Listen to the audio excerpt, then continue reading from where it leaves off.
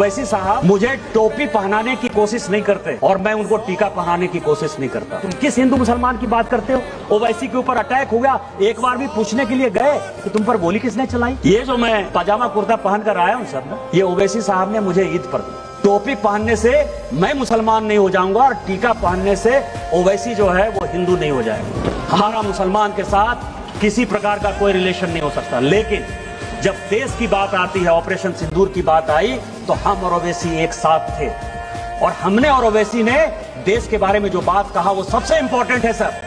कि जब सऊदी अरब हम लोग पहुंचे और वहां का विदेश मंत्री जब हम लोगों को कहा कि आपको पाकिस्तान के साथ बात करनी चाहिए और ओवैसी जब उसको समझाने में नाकामयाब हो गए तो उन्होंने कहा कि निशिकांत जी आपको बोलना चाहिए।